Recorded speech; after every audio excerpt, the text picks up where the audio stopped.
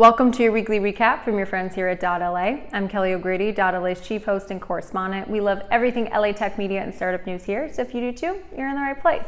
Okay, so let's jump into the top headlines. We had some big sports news this week. That's right, you didn't miss here. Sports is back. So Los Angeles is going to be the home to a new professional women's soccer team in the spring of 2022. Actress and activist Natalie Portman, venture capitalist Karen Nortman, gaming entrepreneur Julie Yerman, and venture capitalist Alexis Ohanian are the forces behind Angel City, the stand-in title they've given to the nascent women's soccer club. So the team is going to choose a name later this year, but fans are already cheering the prospect of a majority women-founded women's soccer team. And for sure, the introduction of a women's soccer team will allow young girls to have role models in a local professional team. And in more sports news, baseball is back and Dodger Stadium got a makeover. This is LA after all.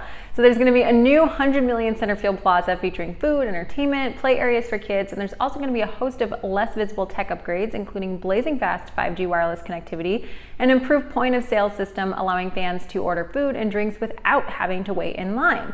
But of course, there's going to be no fans on the strangest of opening days, just cardboard cutouts and piped-in crowd noise designed to make the cavernous stadium feel slightly less eerie. For the meantime, the closest we'll get to watching sports is on TV. And finally, Religion of Sports, the sports media company created by Tom Brady, Michael Strahan, and Gautam Chopra, just raised $10 million to expand their video production business. In addition to producing their own content, they're currently working with big-name studios like Amazon, Netflix, ESPN, and Showtime on several video series. Say what you want about Brady, but this former Boston girl is excited for some content from the GOAT. For more on these stories from Ben Bergman, Leslie Ignacio, and Francesca Billington, check out our website. In the biotech world, two interesting developments this week. COVID testing kiosks could be rolling out soon as the creator of LA's coronavirus test looks for ways to get more residents checked for the virus. So the founder of Curative Inc., Fred Turner, said that they had the capacity to expand testing, but said Los Angeles officials have been stymied by the lack of access to state and federal funds. Read the Q&A on our website to hear more about their expansion in LA and Texas. And another biotech startup, Quantine, is making waves. So Quantine thinks it can extend life with data. So over the past years, the company has helped create a blood test that screens for early signs of some of the deadliest cancers using millions of cold data points. The founder calls his vision decades in a decade, so basically to extend the average human lifespan 10 years in the next 10 years. For more on these stories from Rachel Uranga, be sure to check out our website. And on to media. So NBC's Peacock was supposed to focus heavily on the Olympics this summer, but the coronavirus pandemic certainly took the air out of those plans. Tokyo Olympics has been moved to 2021, and the streaming service has also adjusted. So Peacock's launched a new 24/7 stream devoted to the games titled Road to Tokyo channel. I don't know about you, but I will literally watch anything related to the Olympics, so Peacock just won me as a fan. And the LA-based social media giants Snap and TikTok made headlines this week. So Snap outperformed investor expectations in the second quarter, though performance was low in comparison to recent figures. And TikTok is paying out. They recently struck a deal with the National Music Publishers Association to address music licensing issues on the platform. And they're creating a $200 million fund to help creators on the platform fund their content. So for more on media from Sam Blake, make sure you check out the links below. And in startup news, VC firm Crosscut announced the launch of a new free platform for LA-based job seekers built in partnership with Pledge LA and the Annenberg Foundation. The listings of LA startup jobs is called The Interchange. It aggregates startup jobs across the city in an effort to make early-stage tech opportunities more open and accessible.